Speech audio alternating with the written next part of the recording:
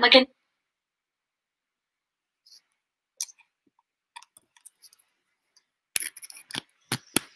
Alright, good evening po sa ating lahat back there in the Philippines and good morning coming here from South Carolina, USA. I welcome all of you, especially our first-timers in another GenEd Ed, okay, general education, professional education discussion tonight. We will still have 20 items general education and 20 items professional education.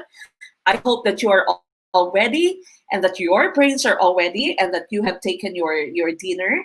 Okay, we are going to start in a little while. Okay, so again, that's going to be 20 items Gen Ed and 20 items Prof Ed. And of course, please be ready with your writing utensils. Okay, make sure that you're ready as you learn with us tonight. All right, now before we start, let us first have this opening prayer, which was prepared to us by one of our kaguro, Ma'am Eunice. Magandang gabi mga kaguro.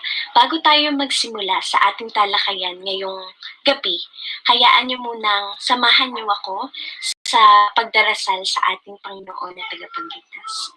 Halina't magdasal. Panginoon, maraming salamat po sa pagkakataon na matuto muli ngayong araw. Pinagdarasal po namin, ikaw na nga po ang patuloy na gumabay sa bawat isa sa amin. Turuan niyo po kami sa kung paano yung dapat namin gawin at maging paghahanda po ito para sa kukunin namin board exam sa susunod na taon. Maraming salamat, Panginoon, sa lahat ng biyayang pinagkaloob mo sa bawat isa sa amin. Lubos din kaming nagpapasalamat dahil nananatili din po kaming ligtas sa kabila ng COVID-19. Ikaw na nga pong mag-heal sa aming land at hayaan mo nga po na ikaw yung patuloy naming lapitan at huwag naming kalimutan na bigyan ka ng oras sa aming mga buhay. Muli, Panginoon, ikaw na nga po ang bahala sa bawat isa sa amin. Ihanda niyo po ang aming mga isipan at naway magawa po naming matandaan, Panginoon, at maunawaan ang lahat ng i-discuss po ni Ma'am Meg. In this we pray in Jesus' name, Amen. Happy learning!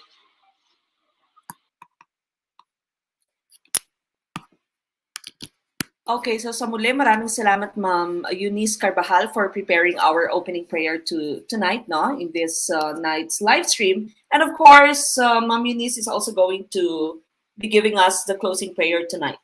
Okay, so again, we welcome all of you to our Gurong Pinoy live stream, no. This is our discussion of 20 items general education, another 20 items professional education.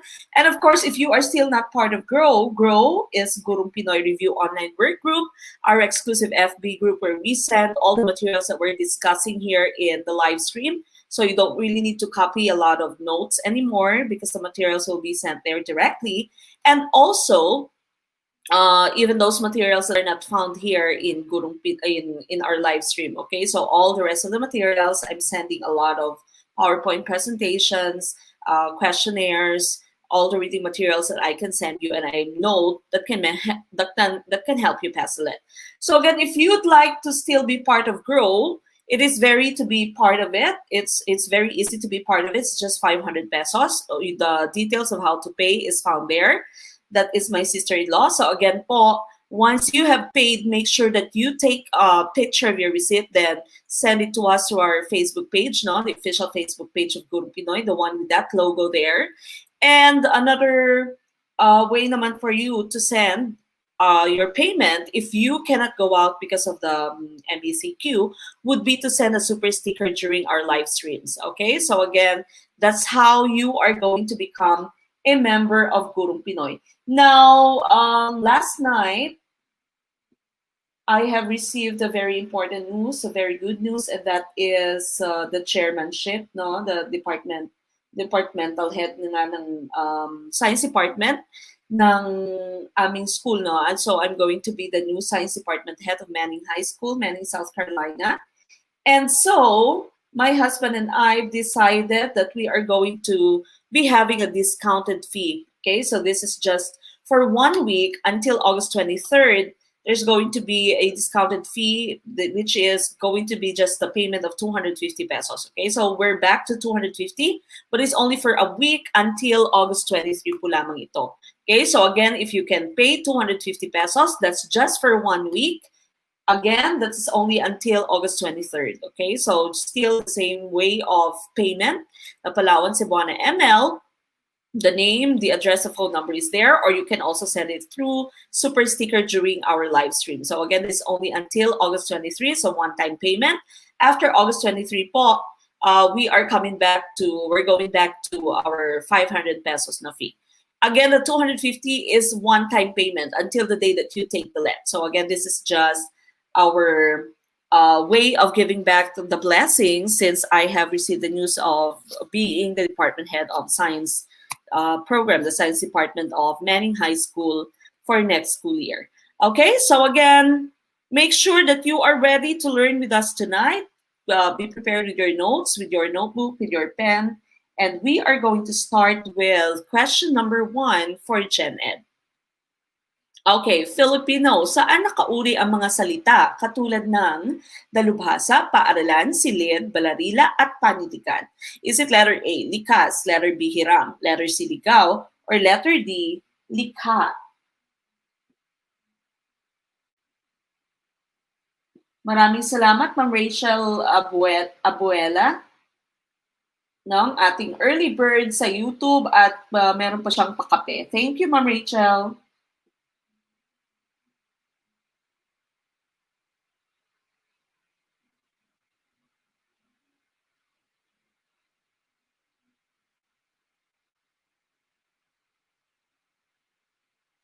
Good evening po sa lahat-lahat na nandyan sa YouTube. Sir Chris Mamuyak, watching from Angono, Rizal. From Cagayan de Oro City, Sir G.J. Mortab.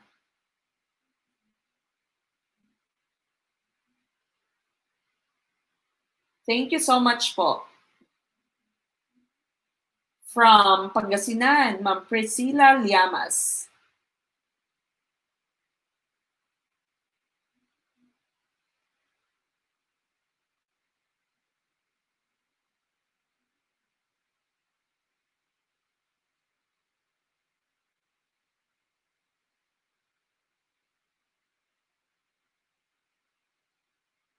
Okay, maraming salamat sa inyong mga congratulatory messages here.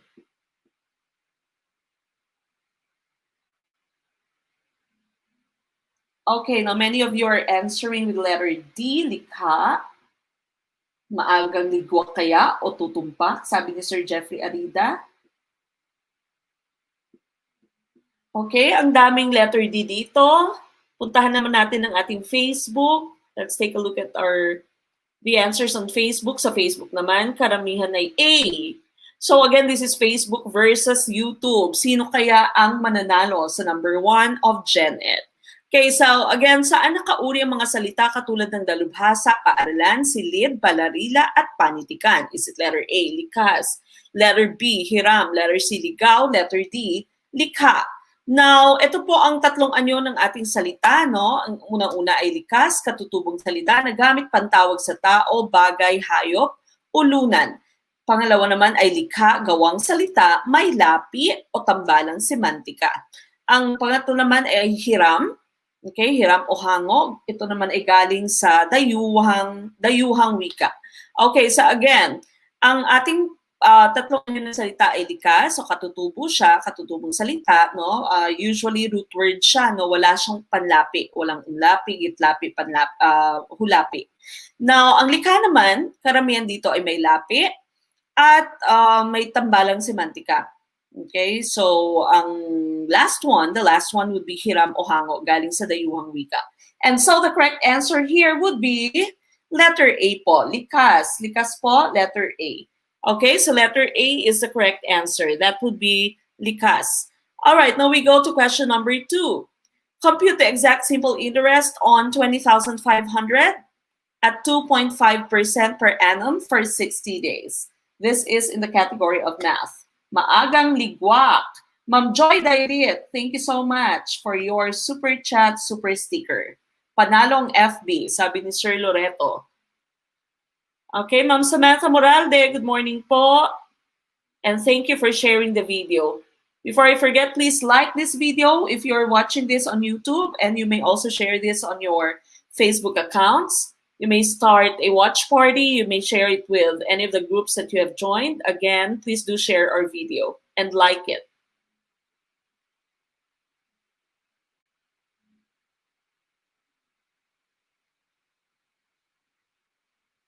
Okay, so again, question number 2 is in the category of math.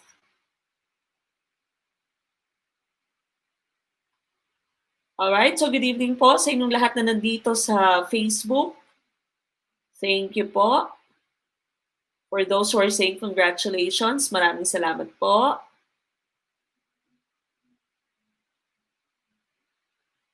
Thank you, Ma'am Leonila, for inviting your friends.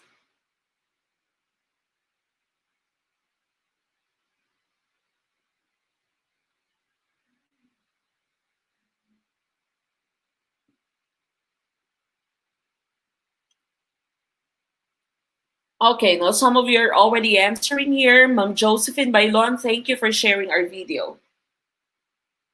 Alright, now dito sa ating YouTube, okay, some of you are already answering with A, others C, my B. Okay, so halo-halo na. Karamihan nakikita ko letter A. Letter A on YouTube. Dito naman sa ating Facebook, letter B. Thank you, Sir Ariel. All right, now we go to our computation here. Again, question number 2 says, compute the exact simple interest. Okay, you have the word exact there. Exact simple interest on 20,500 at 2.5% per annum for 60 days. Now, we know that your formula for interest would be principal multiplied by the rate. Rate po would be the number with the percentage sign. And of course, time in years. Okay, so dapat po nasa naka-year yung time mo. And principal, of course, is the original amount. So this would be your principal.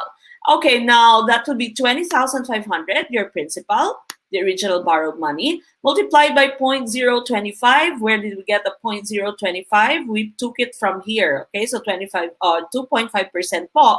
We just converted this or written this in its decimal form. How do we do that? Just move the decimal point 2 places to the left. So 1 and 2. Okay, so that's why we have 0.025 multiplied by 60 days po. Okay, because our time here is given as days. But of course, remember that in your formula, it should be in time. And we divided it by not just 365, but 365.25 days. Okay, 365.25 days. That's the number of days that we have in a year because we are trying to get the exact simple interest.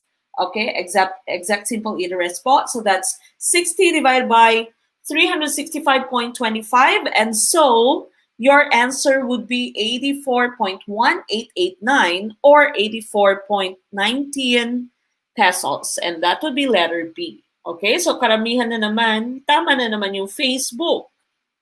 Okay, letter A yung karamihan sa inyo dito sa YouTube. Alright, so again, 2 points Facebook. Wala pang puntos. As a group yung nasa YouTube.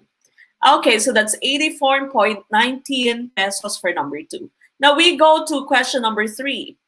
During the experiment, the temperature was measured 3 times. The second reading was 6 degrees lower than the first. And the third reading was 13 degrees lower than the second. If the first reading was 7 degrees, what was the last?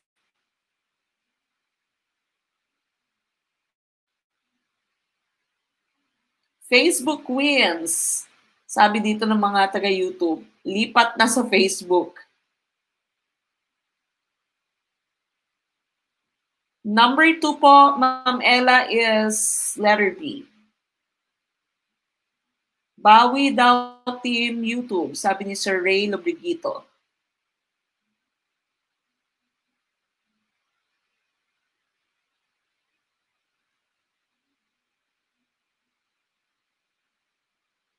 Good evening po sa lahat-lahat na nandito sa Facebook.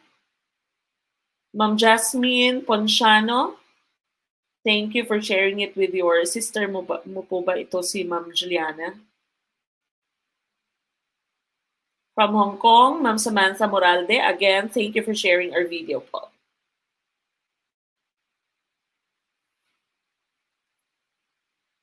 All right, now many of you here on YouTube are answering the letter B again. Letter B. Karamihan sa mga nasa YouTube dito ay letter B.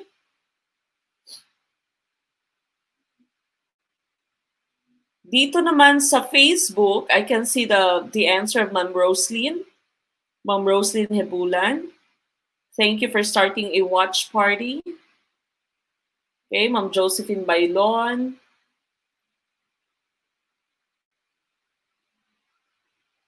Okay, so karamihan sa YouTube, your answer is letter B. Let's take a look at the answer. During the experiment, the temperature was measured 3 times. Okay, so you had three trials. So the first trial, the second trial, and the third trial. The second reading was 6 degrees lower than the first, and the third reading was 13 degrees lower than the second. If the first reading was 7 degrees, what was the last? Okay, so 7 degrees po yung first reading. According to the second to the last or to the last statement that we have here, no, prior to the question mo, if the first reading was 7 degrees, okay, so 7 degrees po ang ating first reading. Now, sabi dito sa ating second statement, the second reading was 6 degrees lower. So that means for the second reading, we are going to subtract 6 from 7, okay? Dahil sabi dito, the second reading was 6 degrees lower than the first. So that's 7 minus 6, which means that the second reading is 1 degree. And the third reading was 13 degrees lower than the second. 13 degrees lower than the second po. So that would be 1 minus 13. And so the answer should have been, letter D, 12 degrees. Okay, so marami-rami din naman dito yung naka-answer pala ng letter D. Okay, so letter D po ang tamang sagot for question number 3. Okay, so congratulations sa mga nakakuha ng tamang sagot. Again, that's number 3, letter D. Now we go to question number 4. After a series of tutorial classes, Anne's grade in math rose from 78 to 88. To 88. By what percent did her average increase? Is it letter A, 35.75%, letter B, 12.82%, letter C, 11.38%, or letter D, 20.60%?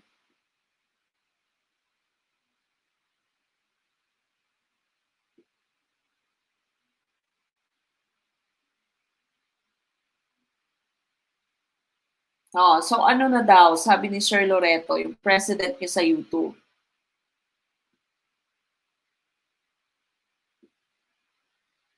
Shout out sa aking tita, Ma'am Amalia Saison, who's also, I can see your answer on YouTube. Nag-join din siya answering dito sa YouTube. Maraming salamat, Kapitana Norhana Ismael, sa inyo pong ayuda. Thank you po. Thank you, Ma'am Norhana, Ma'am Rachel, and Ma'am Joy for your ayuda tonight. Okay, now karamihan dito sa Facebook, their answer is letter B. Okay, now dito naman sa YouTube, most of you answered letter C. Okay, so we will find out again, is it B or C? B for Facebook and C for YouTube. Ma'am Marturilias, Jenlyn, thank you po for starting a watch party. Ganun din kay Sir Raut. Ma'am Lizelle, thank you po. And Ma'am Christy. And Ma'am Roslyn de Torres Hebulan, Sir Dax, Ma'am Leonila, sa lahat po sa inyo na nag-start ng watch party. Ma'am Annalie. Okay, so B dito sa Facebook, karamihan. Dito naman sa YouTube, karamihan ay letter C. Okay, let's find out. After a series of tutorial classes, Anne's grade in math rose from 78 to 88. By what percent did her average increase? Okay, so we're looking for the average increase, no? So that means, kukunin muna natin yung difference between the original score and the new score. So that's 88 minus 78, and that would be 10, okay? And then we write the statement that we have here that we usually use for our percentage. What percent of 78 is 10? Okay, so yan po yung ating question. Anong percentage nga ba ng 78? yung 10. Now, going back, it can be blank percent times 78 equals 10. Remember, I told you that in math, of here means multiply and is means equals.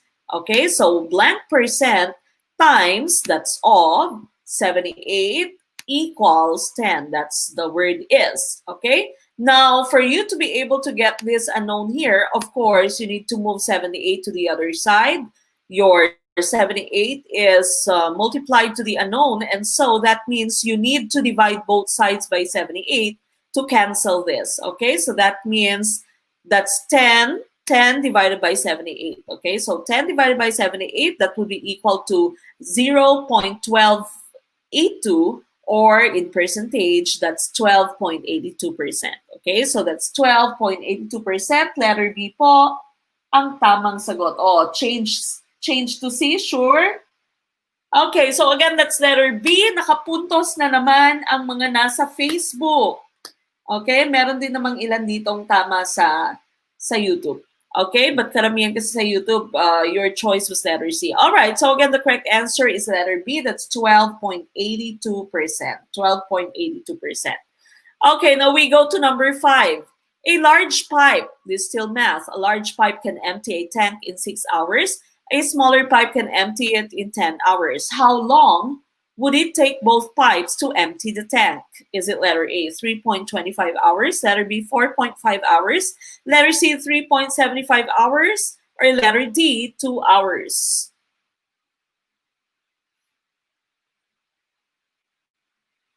All right, again, do not forget to like our video if you're watching this on YouTube, and also share this in your Facebook account.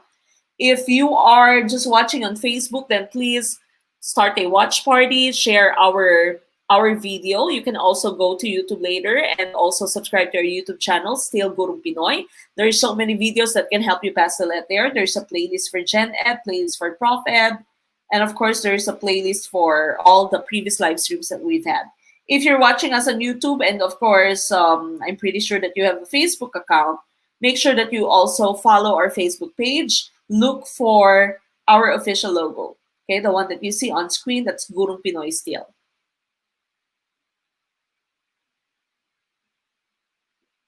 Okay, letter B, ang karamihang sagot dito sa YouTube.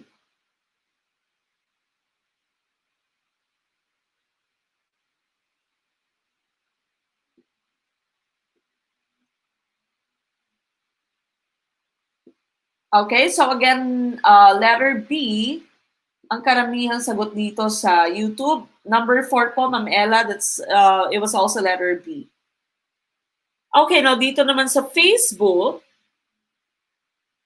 people on Facebook, some of you, or the majority of the answers is letter C. Okay, so B ang nasa YouTube, C dito sa Facebook. Okay, we'll find out. All right, so a large pipe can empty a tank in 6 hours. A smaller pipe can empty it in 10 hours. How long would it take both pipes to empty the tank? Okay, so this is an example of a working together problem new in math, working together. Now, your formula for this one would be 1 over T over the time of the first, okay, the first pipe that we have here, the first person, if you're given the people in your problem, plus 1 over the time of the second pipe equals 1 over the total time, okay? The time for both of them. Okay, so that means that should be 1 over 6. 6 po, dahil 6 itong yung time, no? 6 hours for the first pipe that we have, plus 1 over 10. 10 coming from the time of our second pipe, okay? The smaller pipe that we have. How long would it take both pipes to empty the tank? So that means we're looking for this part here, okay? The total time that they have.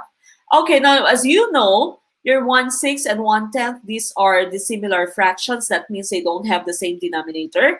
And so we need to use their GCF, okay? Ano nga ba yung GCF ng 60 and 10? We know that that would be 30, okay? So GCF is 30.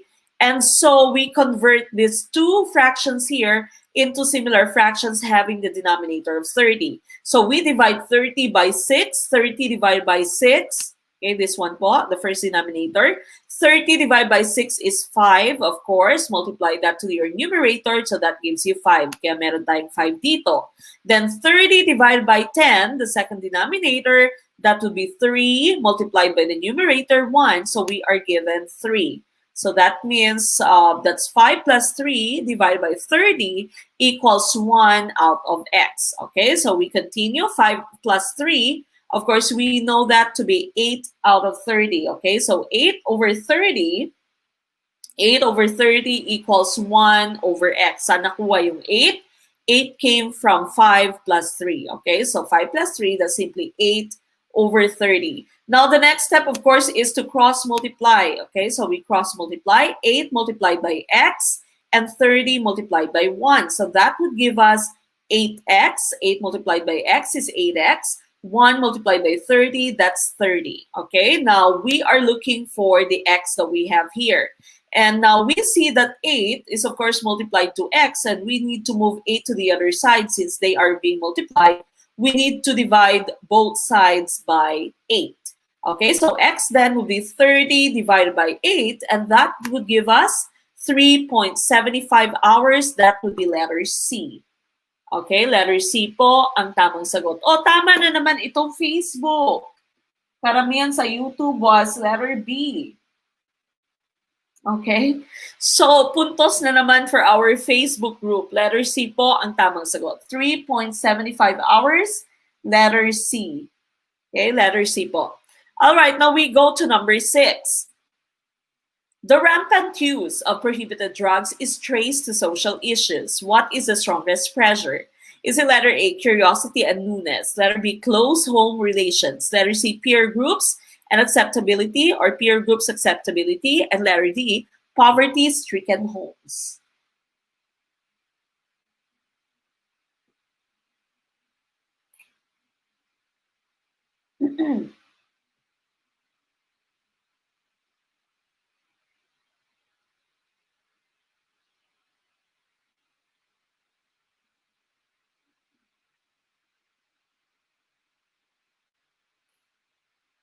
Oh, may teamwork na itong mga nasa YouTube. Change to C daw, sabi ni Ma'am Tin. So, nag-C silang lahat kanina.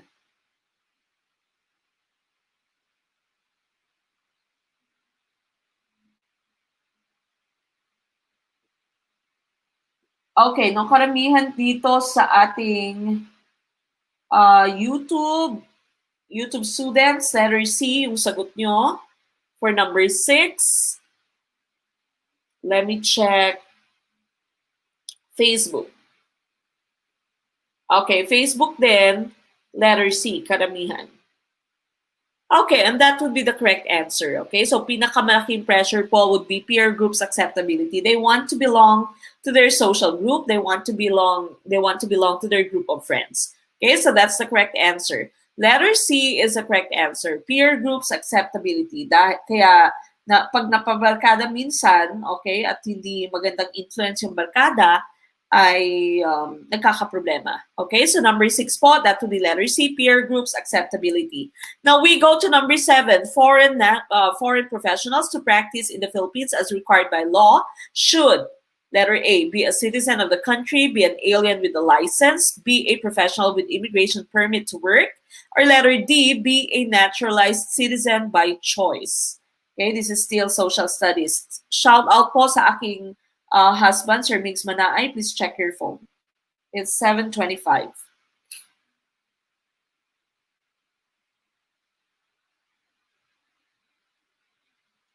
Sir Vidolo Baig, welcome po to our live stream. First time daw manood ni Sir ng live, pero palaging nanonood ng ating past videos. Okay, mas masaya po pag naka-join kayo ng live.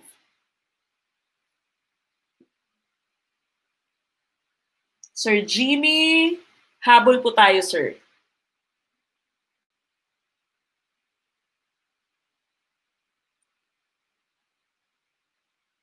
Alright, karamihan sa sagot nyo on Facebook is letter C. Okay, dito sa ating YouTube, karamihan din ay C. So nagkaisa kayo ngayon in this question. First time din from Cotabato, Ma'am Janisa Mangundaya. Welcome po, ma'am. Okay, nagkaisa kayo. With letter C, no? Magkakaisa din kaya kayo na lahat kaya kayo yung tumama or lahat naman kayo ay mali? Okay, so again, foreign professionals to practice in the Philippines as required by law should, the correct answer here is, according to your PRC resolution number 2012, 668, now the commission may, upon recommendation of the board concerned, authorize the issuance of a certificate of registration or license or a special temporary permit to foreign professionals who desire to practice their professions in the country under reciprocity and other international agreements, consultants in foreign-funded joint venture or foreign-assisted projects of the government, employees or Philippine or foreign private firms or institutions pursuant to law, or health professionals engaged in humanitarian mission for a limited period of time. Okay, so ibig sabihin po, ang tamang sagot would be to get a license. Okay, so pwede po silang issuean ng special license, special temporary license po that's coming from the PRC. Okay, so the correct answer should be letter B. Be an alien with a license. Be an alien with a license po ang ating tamang sagot. Okay, so letter B po ang tamang sagot, not letter C. It's letter B. Okay, so karamihan na ligwak, mass murder ang nangyari sa ating question number 7. All right, now we go to number 8. The Government Program for Development has identified provinces that are underdeveloped. All these provinces fall under the letter A, Social Reform Agenda, letter B, Social Security System, letter C, Government Security Insurance System, letter D, Agrarian Reform System. Again, maraming salamat for those people who are sharing our video, who have started a watch party on Facebook. Ma'am Juna, thank you po. The rest of you, I think I've already mentioned. Ma'am Riza Joy Salonoy, thank you po. Ma'am Ipomea Mercy, of course, good evening po. Thank you. Eddie, wow. Sabi ni Sir Loreto, genocide. Okay, now some of you are already starting to answer. At karamihan sa answer sa YouTube is letter D. Okay, letter D. Ayan, puro letter D. Nakita ko Sir Efren na iba yung answer, letter A. Alright, dito din sa Facebook, I can see some of you have answered letter D. May A, Ma'am Gloria, Ma'am Early. Okay, Ma'am Samantha, letter D, no? So karamihan letter D, may ilang letter A. Okay, now going back. Pareho kayong majority ay letter D. Landslide na naman yung letter D dito sa YouTube, dito sa Facebook. Marami ding letter D. Okay, so the Government Program for Development has identified provinces that are underdeveloped.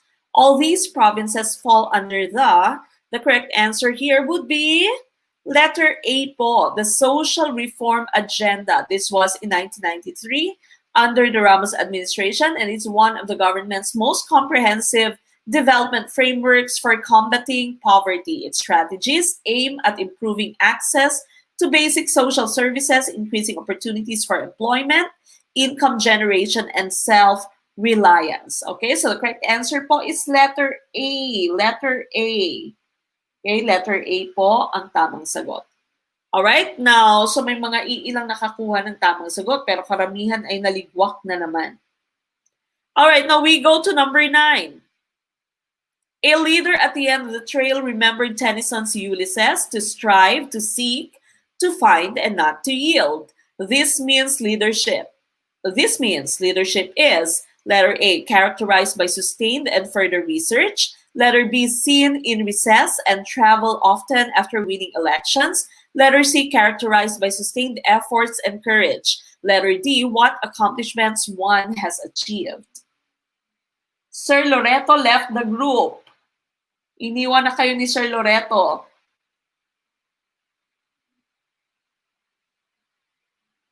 Mass murder na naman, sabi ni Ma'am Sam. Ma'am Samantha. Okay, now number 9. Many people on YouTube have started answering. Many of you are answering with letter C. Okay, karamihan letter C. Dito sa Facebook, ganun din, letter C. Karamihan sa inyo, your answer is letter C. For number 8 po, Ma'am Christine, that's letter A. Letter A po yung sagot sa number 8. Okay, so many of you have answered letter C and that is the correct answer. Okay, so this time, tama ang inyong hinuha. Okay, so letter C po ang tamang sagot for number 9.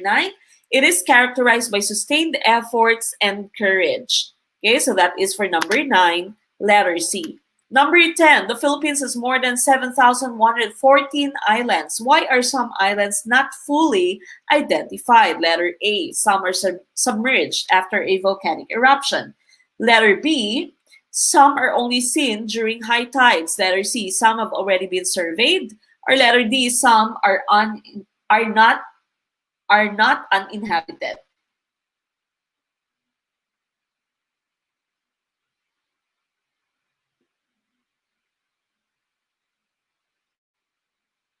Sir Ariel Falkulan, medyo na late si Sir, watching from Abu Dhabi. Good afternoon po. Habol po, Sir Ariel. Okay, now your letter B here has a problem. Ngayon ko lang nakita tong letter B na meron tayong problema. So, dapat yung letter B mo dito, wala itong not. Okay, so letter B, wala dapat yung not. That should have been the correct answer. Okay, some are uninhabited. And so, I'm giving number 10 as your bonus. Okay, bonus po dahil nagkamali ako. Okay, dapat wala yung not dyan. Okay, some are uninhabited. Walang tao, yung ibang isla. And so, wala pa siyang pangalan. Okay, dahil wala siyang tao. Most of them, letter B mo kasi mali siya dahil dapat dito ay low tides. Hindi high tides, pero low tides. And letter D nyo, na mali ako, dapat kinuha ko yung not. Okay, double negative. Nagka-double negative siya. Okay, so number 10, I'm just giving it as a bonus dahil mali yung na-type ko dyan. Some are uninhabited dapat. Wala na yung not. Okay, so letter D again, bonus, but that should have been letter D. Letter D po dapat yung tamang sagot. Letter B nyo po, maraming nagsagot ng letter B dito sa Facebook. Yung mali po sa letter B natin, this should have been low tides. Some are only seen during low tides, hindi po high tides. Okay, now mali naman ako sa letter D dahil hindi ko nakuha itong not. Okay, we have a double negative. Dapat ano lang siya, some are uninhabited. Walang tao, so hindi sinisurvey, kaya wala siyang pangalan. Okay, so number 11. A Girl Scout qualified to join an encampment in England. What role would she play in the experience? Letter A, see the world. Letter B, present Filipino values at the camp. Letter C, feel the sisterhood among other girls. Letter D, understanding of other girls in the world. Yes, yun po yung mali, Ma'am Izay, sa ating letter B. Kaya po hindi din po siya yung tamang sagot. Kaya lang mali ako dun sa na-type ko sa choice D.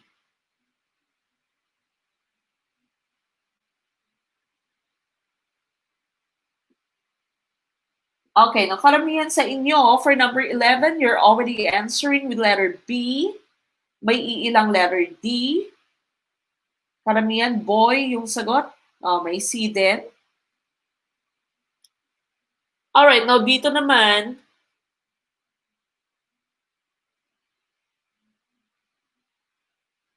buti na lang, sabi ni Ma'am Annalie, dagdag point. Buti na lang, ligwak sana. Yung mga nag-answer ng letter B sa number 10, hindi nyo nakita yung high tide. Okay, so dapat doon low tide. Okay, no, karamihan dito sa sagot sa Facebook is letter B. Dito sa YouTube, ganun din, letter B. A Girl Scout qualified to join an encampment in England. What role would she play? That's correct. Present Filipino values at the camp. She is not only representing herself, but also the Philippines. Okay, she is the representative of the Filipino people. So she should present Filipino values at the camp. That's correct. All right, now we go to number 12. Reports regarding the death sentence were awaited by the parents, but the president decided the postponement for a month, or in legal terms, this means execution, reprieve, commutation, or excommunication. Okay, ano yung tamang sagot for question number 12?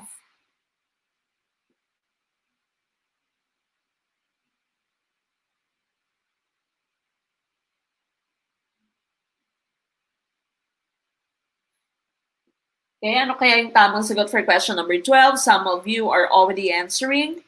Many people on Facebook are answering with letter B. Sir Arnel Eribal, first time po ba ni Sir? Welcome po. Okay, so many people are answering with letter B. Dito naman sa Facebook, ganun din, letter B. Okay, now we have our slide here. Pardon means forgiveness given to an individual. Okay, so hindi ko maalala kung sino na pardon. Was it si Gloria yata yung na pardon, no? So was it Gloria? Or was it Erap na pardon? Amnesty naman is forgiveness given to a big group of individuals. So amnesty usually, you'd hear this alongside NPA na term. Okay, so yung mga NPA ay binigyan ng amnestia ng gobyerno. Or sometimes here in the US, this would happen among those people who have no papers. Sa mga TNT, okay, naghihintay sila ng amnesty. So that's forgiveness given to a big group of individuals. Commutation naman is reducing the penalty. So kunwari, life sentence siya, ginawa na lamang siyang 20 years. So that would mean that's commutation. Okay, so reduce yung penalty niya. Reprieve is the delay of punishment, and so that is the correct answer. Okay, so reprieve po, letter B, is the correct answer. Delay of punishment. Now, commutation is defined there. Execution, of course, linigwak na, no? Pag niligwak ka na, that's execution. Kung pwedeng, pag merong death penalty, execution means pinatay na siya, no? Pinatawag na siya ng kanyang death penalty. Ito yung narinig natin kasama ni Flor Contemplacion, no? She was executed in Saudi Arabia. Oh no, was it Saudi Arabia or Singapore? Now, excommunication naman, this is with regards to religion. Okay, when you are trying to stop someone from performing religious rituals. So, excommunicado siya, bawal siya sa simbahan. That's excommunication. Okay, so again, the correct answer would be letter B, reprieve. Now we go to number 13. Some personalities are charged with corruption. They are charged as fixers, commissioners, envelopmentalists. Letter D, charges. Okay, that's Singapore. Thank you, Sir Jeffrey.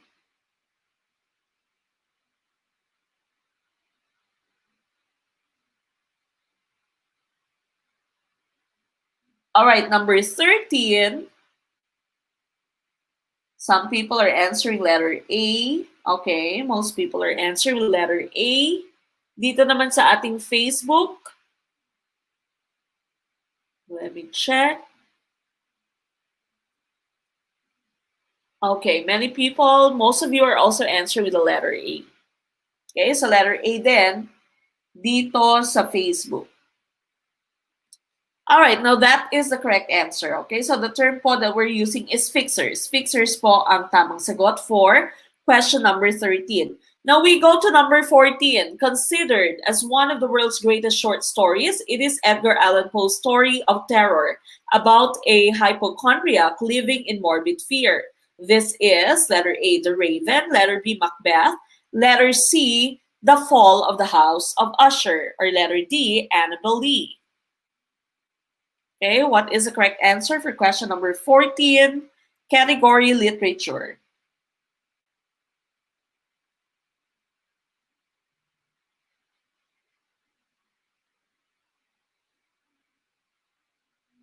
Okay, now I can see your answer. Most of you have answered letter D on Facebook, on YouTube. Okay, karamihan sa YouTube, letter D. Dito sa Facebook, I can see the answer of Ma'am Margaret Bellarmino. Thank you po for sharing our video. Ma'am Lynn Francisco, thank you. No idea, sabi ni Ma'am Elsie Palomo. Okay, then some people are also answering the letter C. Okay, my D. All right, let's take a look at the correct answer. Considered as one of the world's greatest short stories, it is Edgar Allan Poe's story of terror about a hypochondriac living in morbid fear. Now, when you say hypochondriac, this is a person who fears germs, who fears death. And your correct answer is letter C, The Fall of the House of Usher. Letter C po ang tamang sagot, The Fall of the House of Usher. Now, The Raven and Annabel Lee were both written by Edgar Allan Poe, but these are not short stories po. Both of these are poems. Okay, now see The Raven naman, you'd usually hear this in um ano nga yan? So yung sa Bayang Pagbigkas sa English, no? You can usually see this as a piece. Okay? Now, Macbeth naman, of course, this was written by Shakespeare. Okay? This was written by Shakespeare. So the correct answer is letter C, The Fall of the House of Usher. That's the short story. Okay, now we go to number 15. The best definition of the meaning of the word is, okay, this is a bonus item. Nakita nyo na to, paulit-ulit na tong tanong na to. The best definition of the meaning of the word is letter A, the object to which it refers to. Letter B, its use in a particular situation. Letter C, its corresponding idea in mind. Letter D, its general dictionary definition.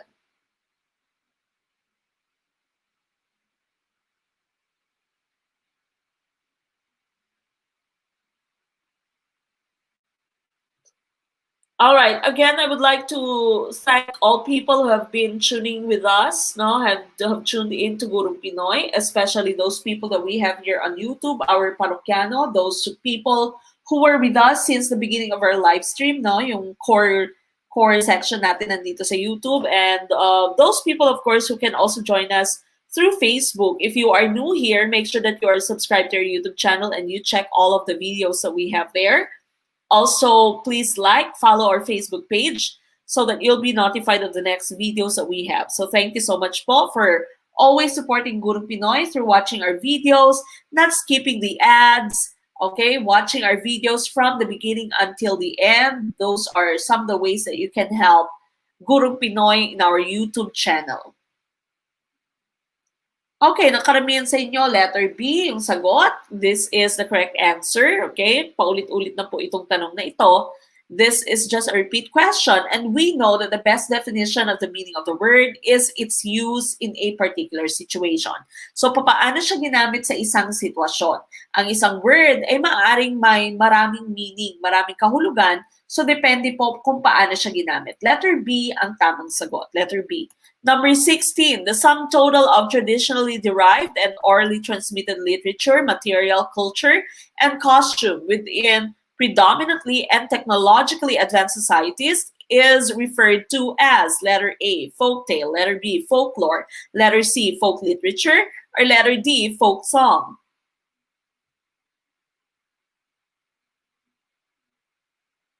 Okay, we're already at number 16. Ano kaya ang tamang sagot?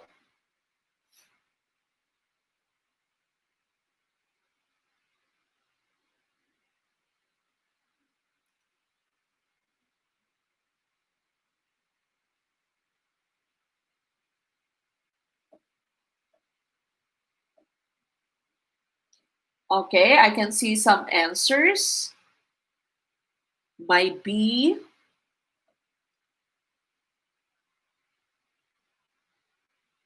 Alright, dito naman sa Facebook, karamihan din ay B.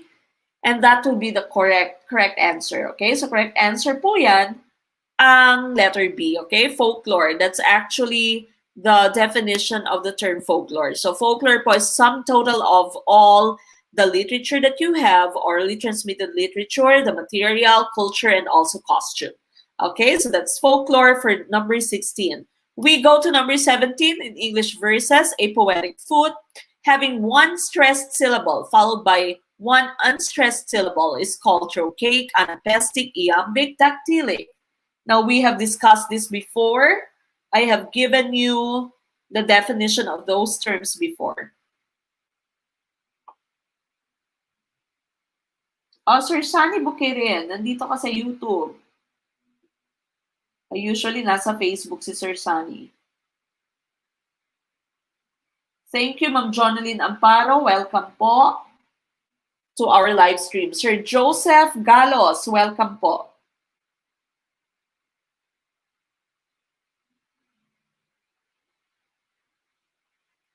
Okay, nakaramihan sa inyo, yung answer is letter C on YouTube.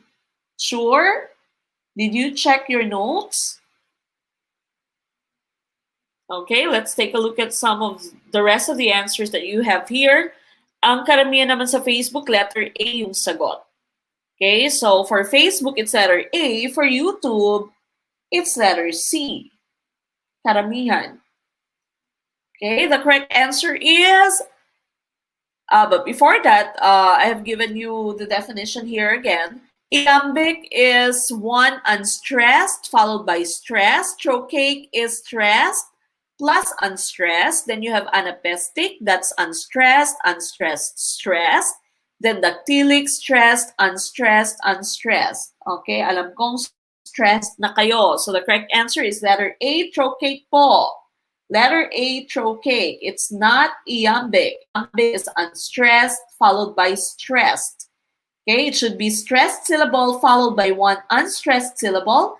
And so the correct answer is trochaic. Trochaic po ang tamang sagot for question 17. Next one. The consultant did the least of the discussion. He was observed as a, letter A, silent observer, letter B, man of wisdom, letter C, man with lips sealed, letter D, man of extinction.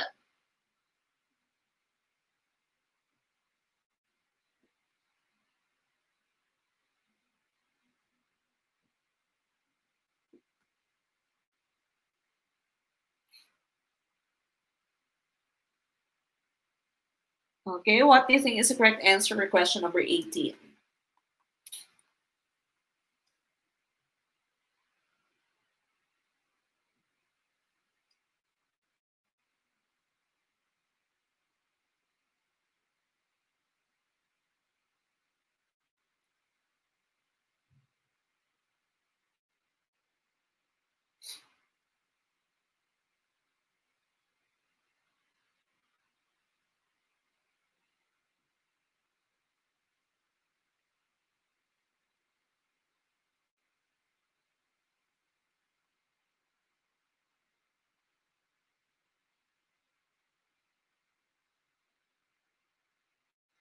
All right, again, question number 18.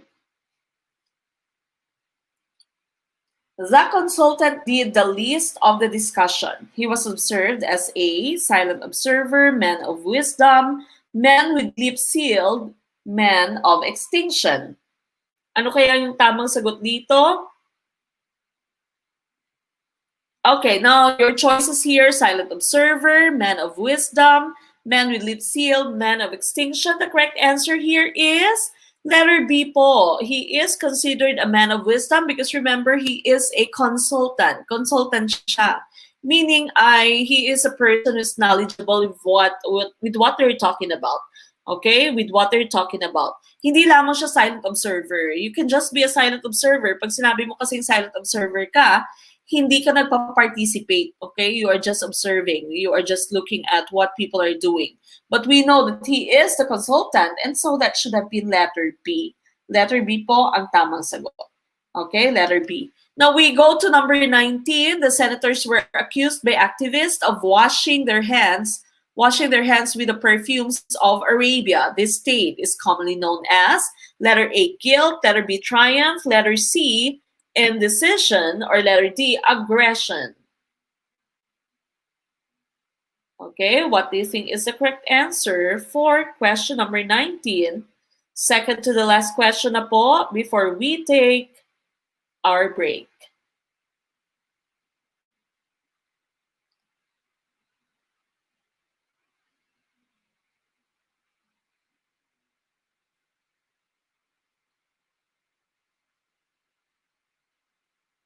Okay, what do you think is the correct answer?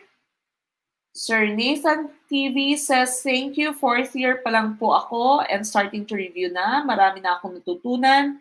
Ngayon lang ako nanood ng live pero pinapanood ko mga vids nyo. Wala nga lang time mag-notes. Okay, thank you po, Sir Nathan TV. Alright, karamihan sa inyo, letter A. May A or C pa, no? Sir Ray, sigurista Sir Ray, ha? Okay, so letter A, dito sa Facebook, letter A din, and that is the correct answer. Okay, so letter A po, that's guilt. This is from Macbeth, no? Yung sinulat ni Shakespeare. All the perfumes of Arabia couldn't make my little hand smell better. Okay, this means he is guilty. Okay, he is guilty. So that would be letter A, guilt. Tama po yan. Alright, now we go to the last one. May isang prinsesa sa tore nakatira. Balita sa kaharian, pambihirang ganda. Bawal tumingala upang siya'y makita. Ano ang gagawin ng binatang sumisinta?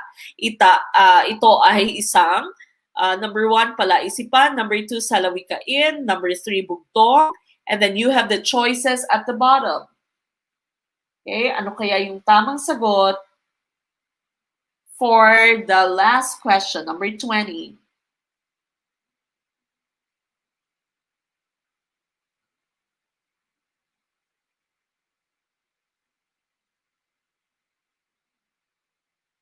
Okay, so Ma'am Lynn Francisco said lumabas yun sa exam.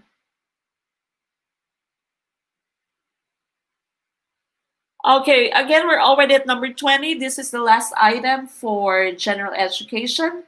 After this, we are going to take a break and then we will proceed to our ProfEd.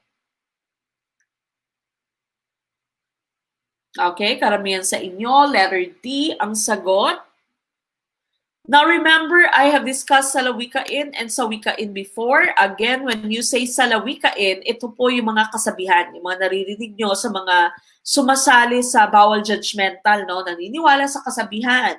Okay, so that's your salawikain. Salawikain po yan. Okay, yung may kasalanan dyan, yung may sala dyan, ay yung mga lolo at lola natin. Ito kasi yung mga kasabihan na ginawa nila. Okay, so salawikain. Yung sawikain naman, ay yung mga hugot. Yung mga hugot nyo po pwede siyang under sa sawikain. So, ito yung mga nilikha lamang ng tao, no? According sa sitwasyon na meron sila. Okay? So, yung hugot mo ay maaaring ma-include nga sa sawikain. Sawikain. Pero yung mga kasabihan, that's salawikain.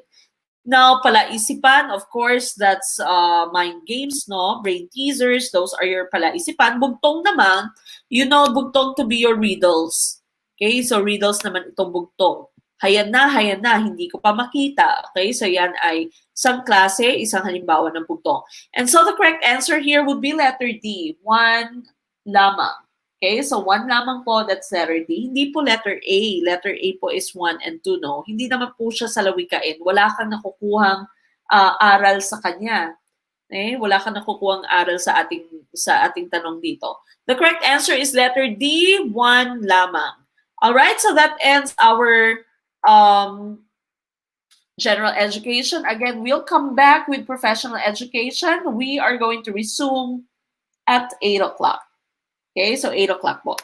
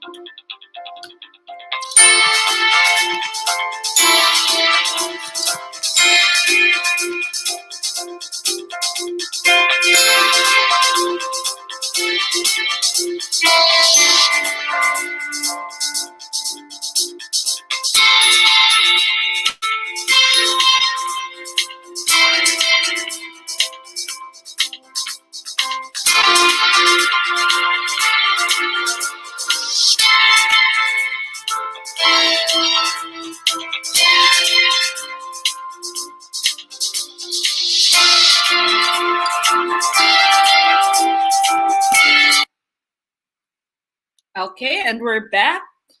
Okay, we are going to proceed to our professional education. Still, that's going to be 20 items. Okay, 20 items for professional education.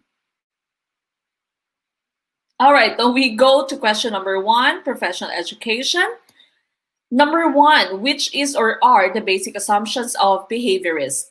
Number 1, the mind of a newborn is a blank slate. Number 2, all behaviors are determined by environmental events. Number 3, the child has a certain degree of freedom not to allow himself to be shaped by his environment. And the choices are there, found on the bottom.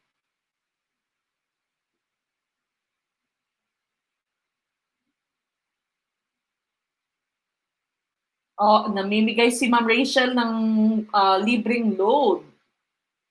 Okay, may libreng load si Ma'am Rachel. Nandito po sa YouTube, okay? Sabi ni Ma'am Rachel, kung sino pinakamataas ngayon, dito may load 10 sa akin. Talk, text, and smart. Be honest. I will be posting the guidelines for our acquaintance party. Titingnan ko kung magkaka-time ako mamaya, no? Pero na din po kami pasok tomorrow. Okay, so we're back to school tomorrow. It's still not face-to-face, still virtual learning, but we need to be in school while we're doing virtual teaching. Okay, so I'll be posting for the guidelines for our competition for the acquaintance party on September 12th.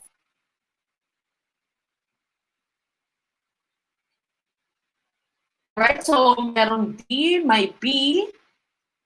Dito naman sa Facebook, karamihan B.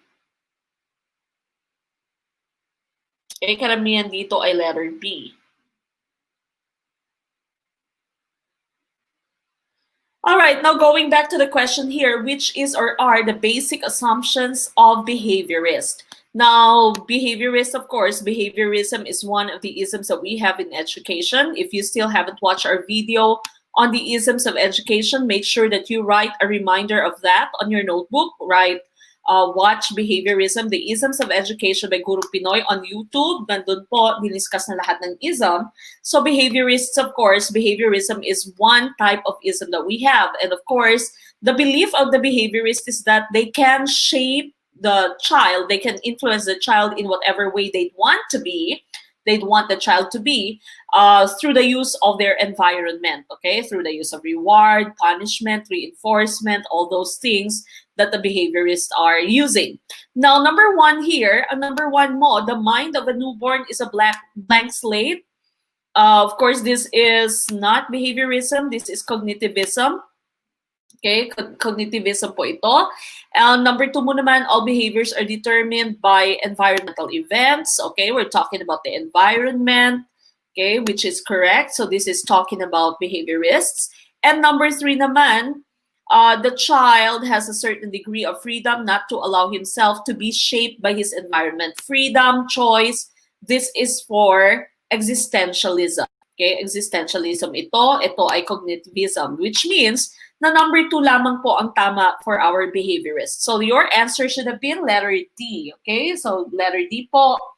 Letter D is the correct answer. All right, so letter D po ang tamang sagot for question number 1. We go to number 2. Which psychological theory states that the mind insists on finding patterns in things that contribute to the development of insight? Gruner's theory, Gestalt psychology, Kohlberg's theory, or Piaget's theory?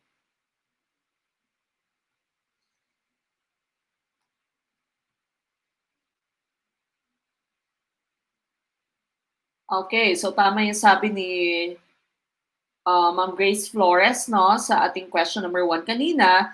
The mind of a child is a blank slate, or tinatawag na nating tabula rasa, and that is of course by your cognitivist, particularly si John Locke.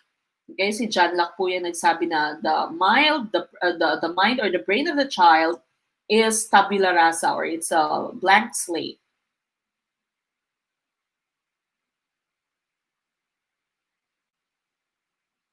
Okay. Ma'am Rachel, dapat nagbigay ka din sa kanila ng guidelines para sa iyong papremyo na free load. Okay, now for number 2, the question is, which psychological theory states that the mind insists on finding patterns in things that contribute to the development of insight? Okay, Bruner's theory, Jerome Bruner, of course, Gestalt psychology, Kohlberg's theory, Piaget's theory. The correct answer here is letter B po, Gestalt psychology. Okay, so letter B po, Gestalt psychology is the correct answer. And so this is one common Gestalt test, no? One common Gestalt test. For example, your psychologist would ask you, what do you see? Do you see a vase, or do you see two faces? Okay, two people facing each other. So this is Gestalt psychology. Remember, Gestalt psychology believes that the whole is more than the sum of its parts. So mas malaki ang kabuuan kaysa sa pinagsama-samang parte nito. Okay, the whole is more than the sum of its parts. Okay, Bruner's theory, meron siyang tinuro sa atin na in teaching, you should start with enactive, then iconic, then symbolic. No? So enactive, iconic, symbolic, which simply means that when you're teaching, especially young kids, you should start with tangible materials, okay? Concrete materials, concrete examples. Then you go to those abstract examples that you have. That's for Bruner's theory. Okay, Kohlberg naman, you know him to be the proponent of your moral development, no? Si Lawrence Kohlberg, siya po nagbigay sa atin ng moral development theory. Piaget, of course, that's cognitive development theory. Now, these theories are also discussed in one of our live streams on YouTube, so make sure you just check all the playlists that we have on YouTube. Okay, lahat po dan ay na-discuss na po sa ating YouTube channel. There is a playlist for ProfEd. There's also a playlist for GenEd. Of course, there's a playlist for all the live streams that we have. Now we go to number 3. How can we encourage students to become readers? By, you have the choices at the bottom.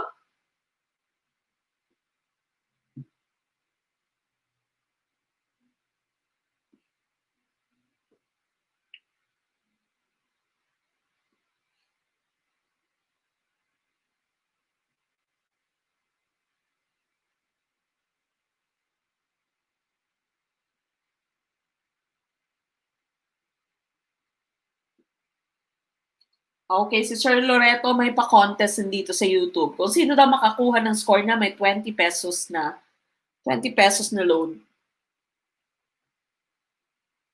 Pa-shout out, Ma'am LJ Saludes.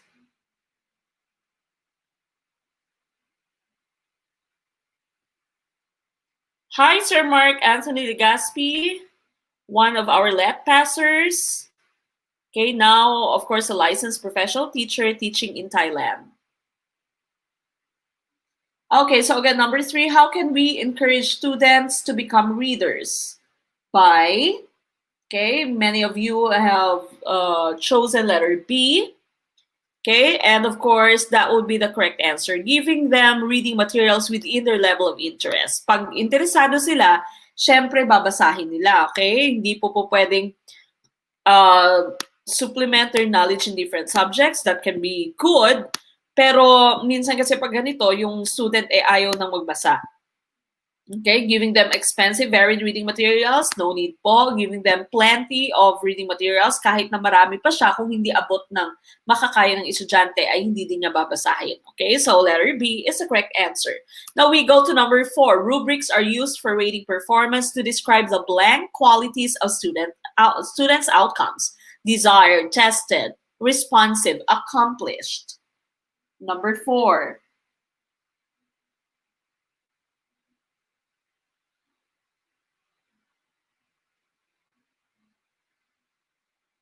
Okay, sabi ni Ma'am Mercy Santos, wow, swerte ko. Ngayon pa lang daw siya lumipat ng YouTube, ang daming pa-contest. Okay, so si Ma'am Ipumea Mercy pala to. Ma'am Joy Dairit, maraming salamat po sa dagdag ayuda. May second tranche si Ma'am Joy ngayon. Thank you for sharing your blessings po. Okay, so iba-iba yung sagot nyo. May A, may D. Dito sa Facebook, D ang karamihan ng sagot. Ma'am Elsie Palomo, thank you for sharing our video, for starting a watch party. Sir Blue Palencia, nandito Sir Blue sa Facebook. Ma'am Mona, thank you. Ma'am Gloria. Ma'am Mona Felisan, Ma'am Gloria Aspiras Jasmine. Thank you po. Ma'am Lian Francisco, Sir Dax Akle. Ma'am Mary Jean Jaime, sumasagot din. Ma'am Early Pratt, thank you po. Okay, now the correct answer here is, ano nga ba yung mini-measure natin? Anong gusto nating goal? That which is measured by the rubrics. Rubrics are used for rating performance to describe the blank qualities. Anong gusto nating makitang qualities ng outcomes ng ating students? The correct answer, of course, is letter A, desired qualities of student outcomes. Kung meron po kayo nakikitang rubric, yung rubric po ay parang scoring guide din siya, no? So may score siya sa taas, so 4, 3, 2, 1, for example, and then you have the desired qualities of student outcomes. Okay, so letter A is the correct answer for number 4. We go to number 5. The report card is given every grading period to the students and their parents are informed of their performance. This is blank of the teachers to believe that in the Education Act of 1982. How do you call this? Is this an obligation, a role, responsibility, accountability of the teachers?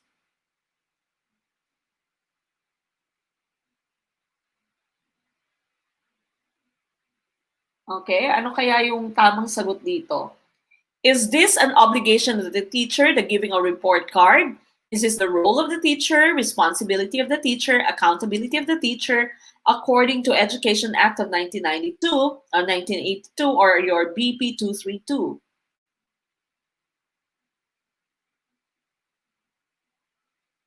Okay, A or D. Ma'am Riz Belica, thank you po for sharing the video. Number 5, responsibility. Now, if you are in GROW, I've already posted your Education Act of 1982 there. So make sure that you check that. And in the Education Act of 1982, wala pong ibang nilagay doon, kundi letter A, obligation of the teachers. Okay? So isa po siya sa obligasyon ng mga guro. That's letter A. Obligation po yung term. So again, if you're already in GROW, your Education Act of 1982 has already been posted there. Okay, so make sure that you check on that. Okay, check niyo po siya. Number 6, which is not an element of a high moral environment. Letter A, promotes sense of belonging. Letter B, fosters sense of accomplishment. Letter C, promotes personal growth. Or letter D, develop prejudice for group. Okay, very easy for question number 6.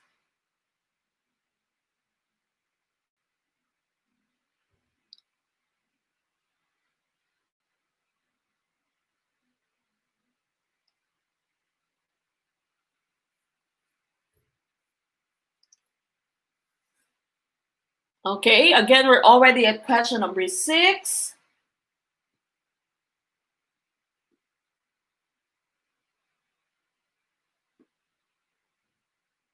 Okay, a lot of the people on YouTube are already answering with the letter D.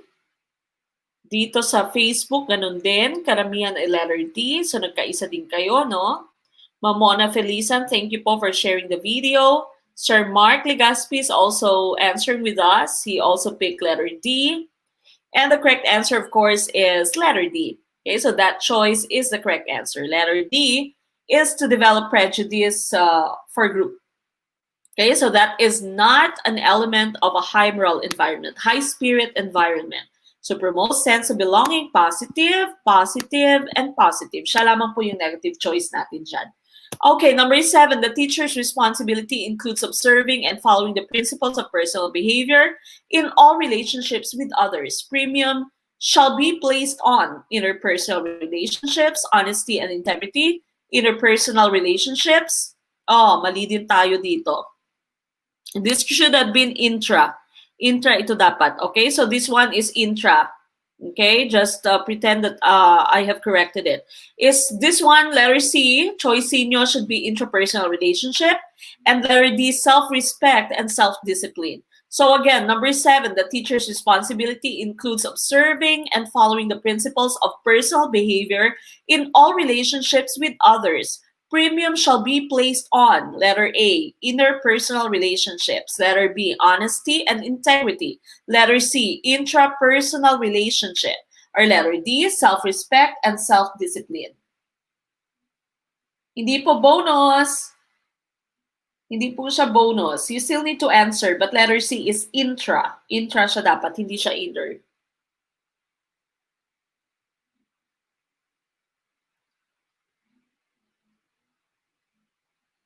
Okay, karamihan sa inyo on Facebook, your answer is letter D.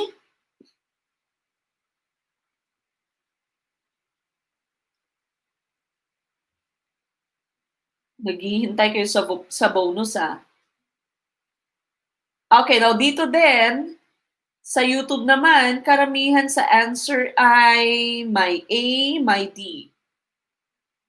Okay, may D, may A.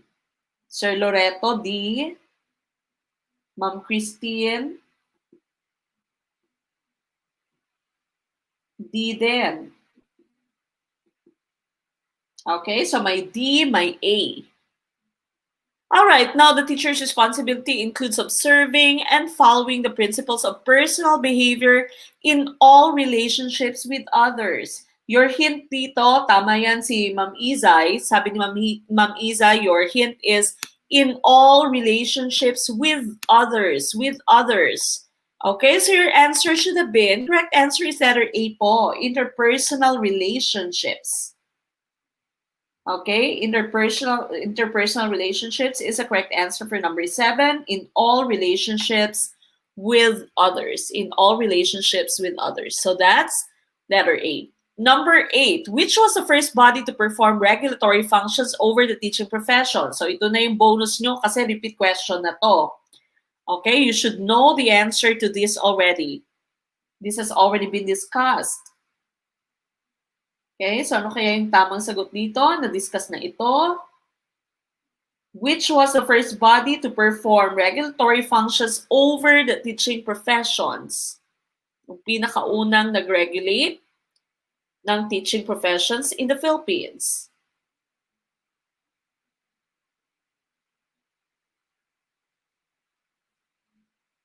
Okay, again, this is already a repeat question.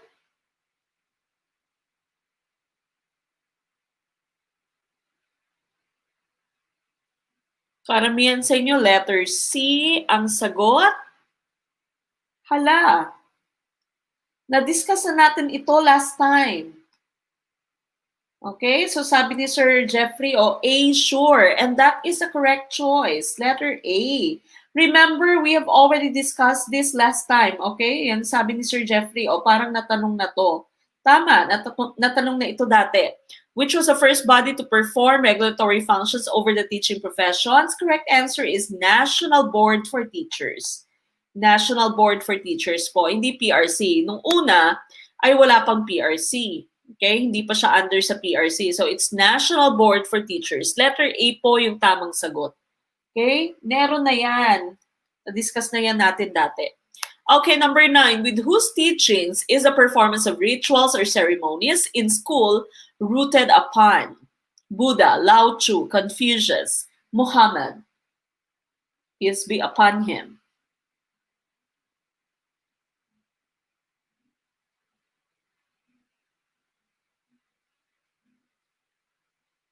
Okay. So, dapat natatandaan yung ating mga diniscuss. Dapat yung goal kasi natin ay magkamali kayo sa unang try dito. Okay, dito sa ating discussion, pag nagkamali kayo, okay lang. Pero dapat sa susunod na makita nyo yung the same question, tama na inyong sagot.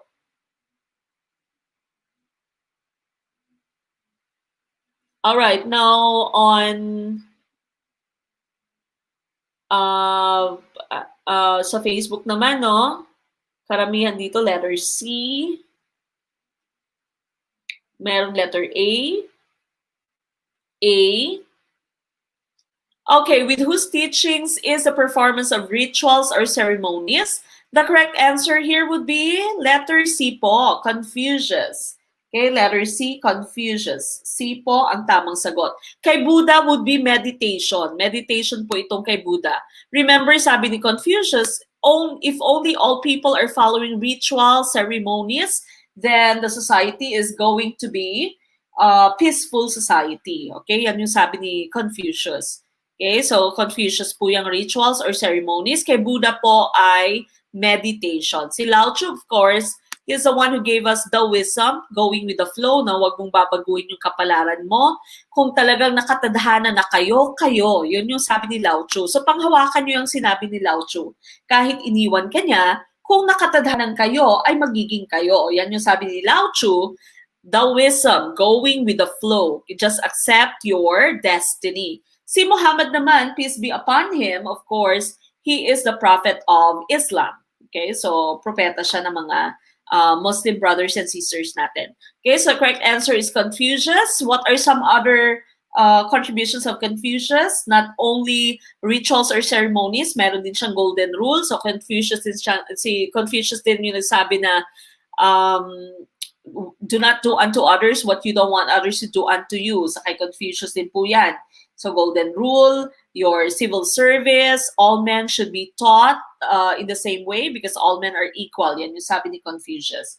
Okay, so number 9 po, that's letter C, Confucius. Number 10, if students are encouraged to develop themselves to the fullest and must satisfy the hierarchy of needs, the highest need to satisfy according to Maslow is, this is also like a bonus question, napakadali na po nito. You know this.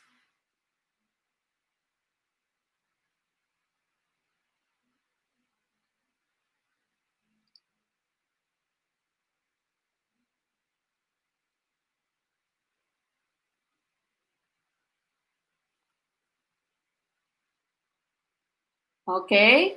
Again, parang bonus na po ito dahil napakadali na nito, no? Ang ating question number 10. Halfway through our professional education. Now, many of you, of course, are answering yes. Paulit-ulit na ito. Okay, the correct answer is letter C, self-actualization. Okay, so according to Maslow's hierarchy of needs, we have 5 levels there. So physiological, then safety, love and belonging, self-esteem, and self-actualization. So according to Maslow, before a person gets into or reaches self-actualization, he or she should have been successful first in the lower levels. Okay, so dapat unahin muna physiological. So dapat hindi gutom yung estudyante nyo para makapag-learn siya, no? So unang-una, physiological needs. And take note, no, yung examples of your physiological needs are breathing, food, water. Sex is a physiological need. Sleep, homeostasis, excretion. Okay, then safety, love, belonging, esteem, self-actualization, of course, is the highest.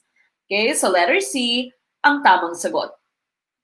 Next one, 11. When we convince our students that pleasure is not the only good in life, we object the teachings of humanism, stoicism, epicureanism, or skepticism.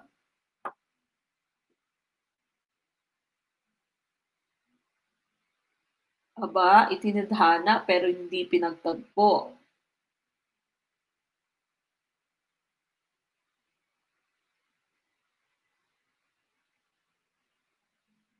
Kahit iniwan ka na, huwag kang mag-alala. Di na babalik yun.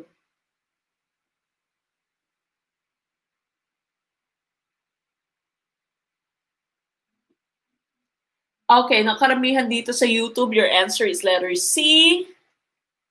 Oh, Ma'am Ella, nandito ka sa Facebook. Iniwan mo na yung maharot team, ha? Wala na si Ma'am Rafaela dyan sa YouTube. Okay, karamihan din dito ay letter C. When we convince our students that pleasure is not the only good in life, we object the teachings of. Okay, we object, that means we go against the teachings of. Again, please be reminded that we already have our Isms of Education na video on YouTube. So check nyo po yung YouTube channel natin. Subscribe to our YouTube channel. Check all of the videos that we have. The playlist for GenEd, playlist for ProfEd, and of course, playlist for the previous live streams that we have. Now, the correct answer here, of course, is tama po kayo. Letter C, that's Epicureanism. Okay, so sabi kasi ni Epicurus, pleasure is the only good in life. Pleasure is the only good in life. That's Epicureanism. Siya yung nagsabi na eat, drink, and be merry for tomorrow we all die. So YOLO, okay? You only live once. So dapat i-maximize mo na yung life mo. Yan yung sabi ni Epicurus. Okay, humanism naman, of course, that's holistic learning. Stoicism, sabi ng Stoicism, you change whatever things you can change, but those things that you cannot change, then just accept them wholeheartedly. Okay, so pag ayaw na niya sa'yo, okay, sabi nga sa Stoicism, pag ayaw na niya sa'yo, i-accept mo na lang wholeheartedly. Huwag mo na siyang piliting magbago, okay? Because you cannot control his feelings. Yung makokontrol mo lang yung feelings mo. So pag ayaw na niya sa'yo, ayawan mo na rin siya. Move on na kaagad, okay? That's Stoicism. Skepticism naman, ito yung may mga trust issues. Okay? These are the skeptics. Ito yung palagi may duda, no? May duda sila lagi. Hindi sila readily nakakapaniwala or naniniwala. Okay? So, but the correct answer for number 11 is letter C, Epicureanism. All right, number 12. Upon prior consent of parents and school authorities, religion may be taught in Philippine schools after recess, after class, within regular class hours, during vacant period. I've already mentioned this to you before. Okay, dapat alam nyo na ang sagot dito. Si Ma'am Van, nandito na rin sa Facebook.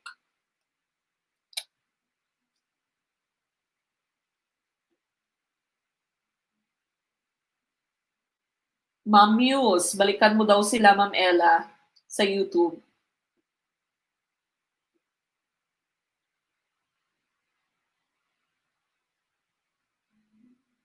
Yes, don't forget to like this video. Thank you, sabi ni Ma'am Christine.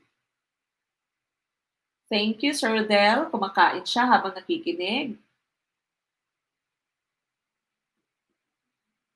Okay, so pag ayaw na niya sa'yo, sabihin mo sa kanya na ayaw ko din sa'yo. Move on ka agad.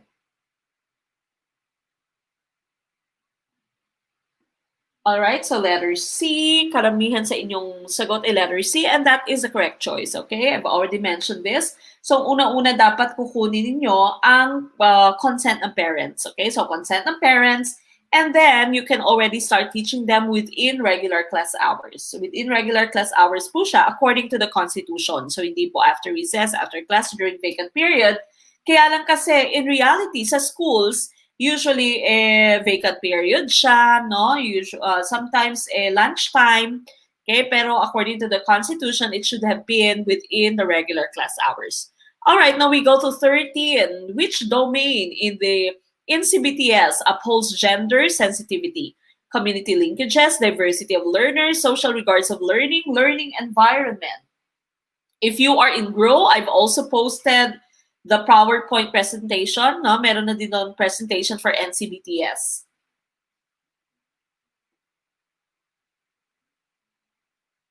Madali daw makamove on ng mga girls, sabi ni Sir Pinoy, may hugot. Huwag nyo na pong ipilit kung ayaw, masasaktan ka lang. From Sir Jeffrey, pag ayaw mo sa akin, the feeling is mutual. Taray. Sir Loreto.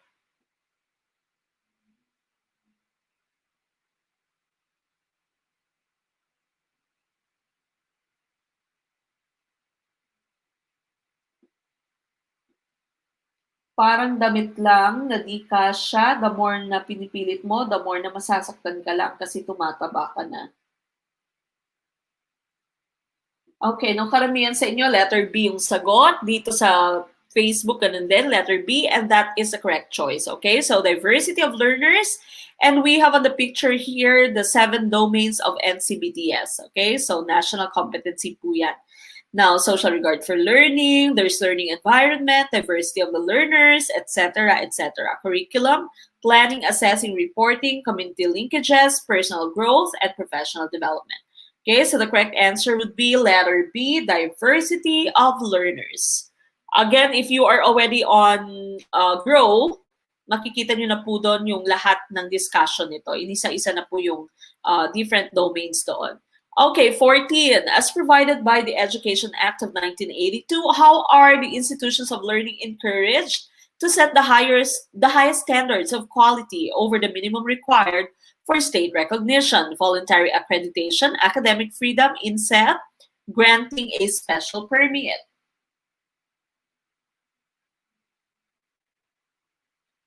Okay, ano kaya yung tamang sagot?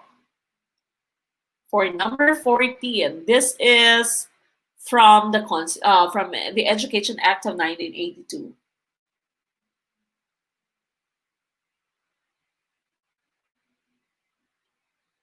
Alright, ang karamihan sa tao dito na nandito sa YouTube, no, yung sagot nyo is letter A. Okay, most of you letter A yung sagot on YouTube.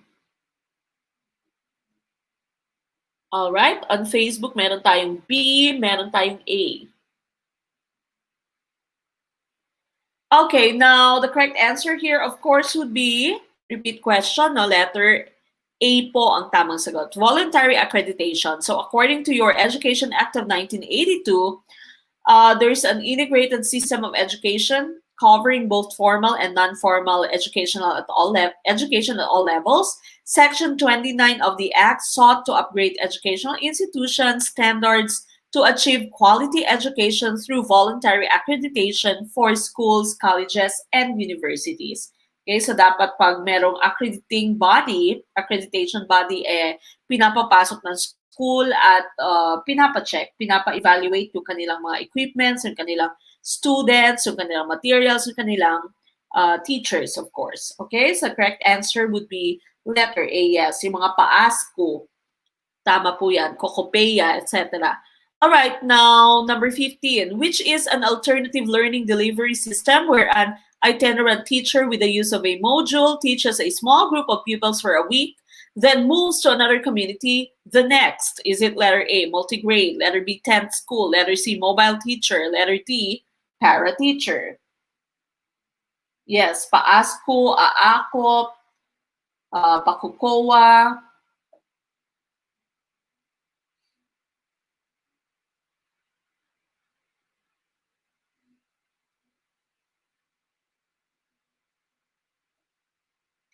Okay, you are starting to answer. Many people on YouTube are starting to answer the letter C. Dito naman yung sa Facebook natin, may C, may D. Okay, Sir Dennis, thank you for sharing the video. Okay, for starting a watch party, he answered letter C. Ma'am Joy, thank you for starting a watch party, letter C then. And that is the correct choice. Okay, so that's the correct answer. Mobile teacher. When you say itinerant, kasi mobile siya. Okay, moving from one community to another. Okay, so she is teaching one small group of pupils in a community for 1 week. Then she moves to another community. Multi-grade, of course, this is also called combination classes. Pag sinabi mo naman multi-grade, this means sa iyong klase, may grade 1, may grade 2, may grade 3. Okay, so isang classroom lang. Okay, that's multi-grade learning. 10 school, wala po tayong ganito.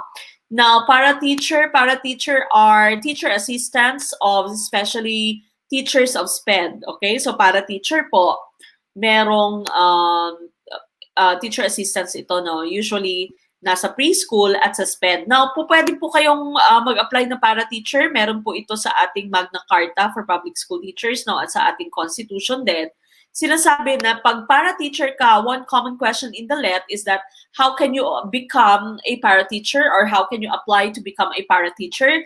Kahit po failed kayo sa LET, pero yung average nyo is not less than 70%, no? So of course, the passing percentage is 75%. So pag 70 until 74.9 lang kayo, for example, hindi kayo nakapasa sa LET, pero po pwede po kayong maging para-teacher. Okay, so para-teacher po again is assistant teacher. Parang assistant teacher ka sa preschool and even sa teachers of SPED. Okay, so para-teacher po yung tawag dyan. Alright, number 16. Number 16. The following are moves of the government to democratize access to education, except one, okay? If the government would want to democratize access to education, meaning everyone has access to education, which is the exception? Saan dito yung ating exception?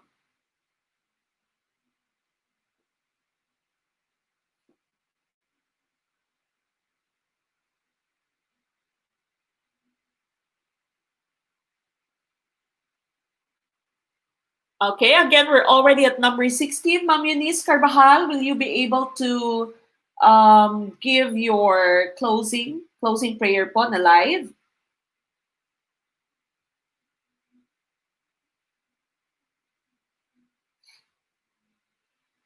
Okay, just put it in the comment po. Ayun na, si Ma'am Ella is back on YouTube. Okay, now karamihan sa YouTube, your answer is letter C. Okay, dito naman sa Facebook, I mean your answer is letter C. Dito naman sa YouTube, my B, my D. Okay, the following are moves of the government to democratize access to education, except one, which is it. Is it letter A, employment of para-teachers? Letter B, opening of barangay high schools. Letter C, in-service training for teachers. Letter D, implementation of Philippine equivalency test. So again, when you say access, meaning lahat ay pwedeng mag-aral, okay? Lahat ay may access to education, lahat ay may access to school.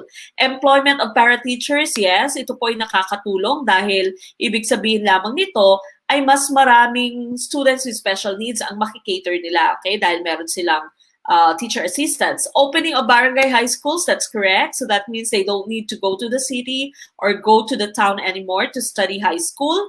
And of course, your Philippine equivalency test naman, this is part of your ALS, no? Or your alternative learning system.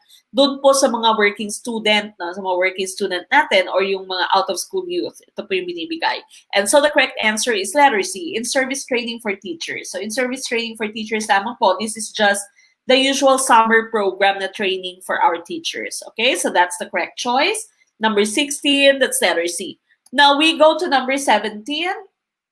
Which program is D.its vehicle in mobilizing support from the private and non-government sectors to support programs based on D.its assistance packages? Is it letter A, Brigada Escuela, letter B, Adopt a School, letter C, Every Child a Reader, letter D, Child-Friendly Schools?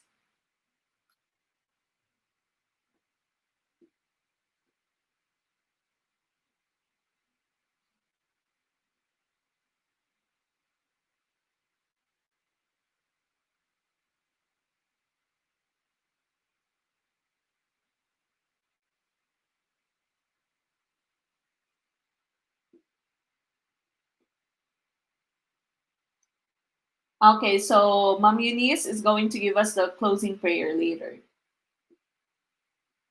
I hope you have already joined the live stream po.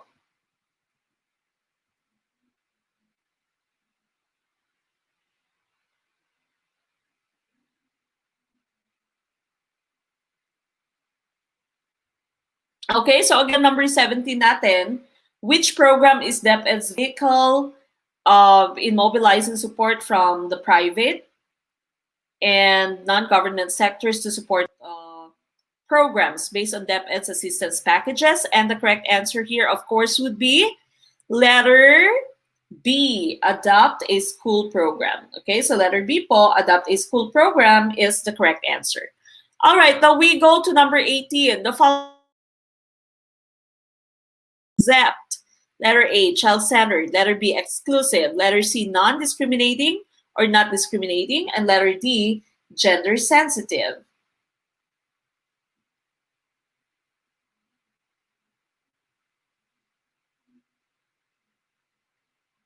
Okay, ano kaya yung tamang sagot for the next question? For question number 18.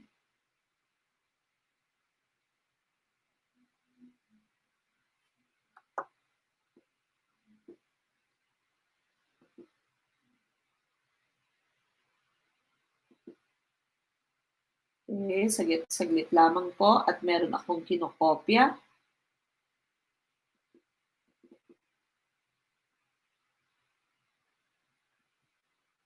Okay, so again, we have question number 18. Ano kaya yung tamang sagot for that question? What do you think is the correct answer for question number 18? Number 18 na po tayo.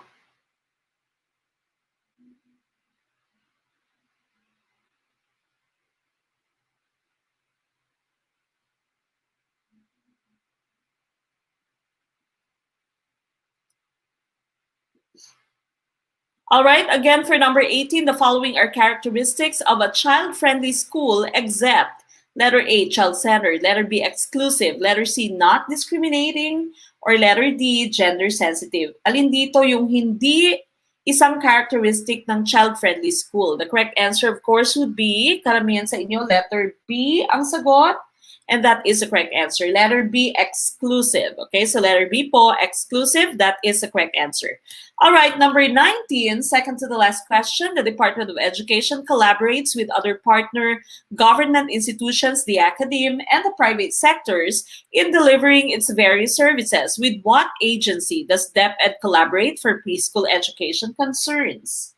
Okay, so nandyan po lahat ng inyong choices.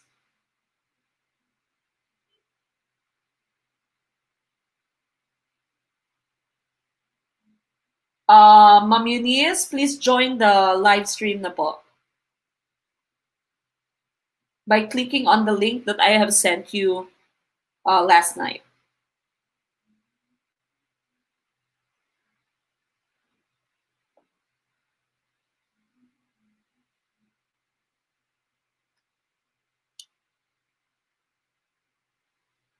Okay, so again, the Department of Education collaborates with other partner government institutions, the academe, and the private sectors in delivering its various services. With what agency does DepEd collaborate for preschool education concerns? Okay, number one, religious organizations. Number two, private schools. Number three, DSWD. Number four, LGUs. And then you have the choices there at the bottom. Okay, so karamihan sa inyo, yung sagot is letter C. Okay, many of you, your answer is letter C. Here on YouTube. Dito sa Facebook, okay, ganun din, no? Karamihan ay C, may iilang B at D. Okay, now again, going back to the question that we have here, Department of Education collaborates with other partner government institutions, the academe, and the private sectors in delivering its various services. With what agency does DepEd collaborate for preschool education concerns? Religious organizations, private schools, DSWD, LGUs. Okay? And of course, the correct answer here, your choices, you have 1 and 2. So religious organizations and private schools. Letter B is for only, LGUs only. Letter C is 2 and 4. Letter D is 1, 2, 3. Now, we know na yung preschool natin, yung religious organizations, meron tayong mga preschool sa simbahan, meron tayong preschool sa mga private schools, and of course, wala naman tayong choice dito na kompleto. Yung DSWD mo, yung LGUs mo, of course, your DSWD is under your LGU. If you're talking about your LGU, no, meron kang DSWD dyan, at meron silang mga daycare centers, okay? And so the correct answer would be letter D. Letter D po. 1, 2, and 3 is the correct answer. Pag merong 1, 2, 3, and 4, yun nga po would be a better choice. All right, now we go to number 20, the last question that we have. Okay, last question that we have here, number 20, a little girl who experiences fear when a dog bit her. Initially responds with fear to all dogs. This is a form of letter A, acceptable behavior. Letter B, fearful behavior. Letter C, discrimination. Letter D, generalization. Okay, ano kaya ang tamang sagot for question number 20?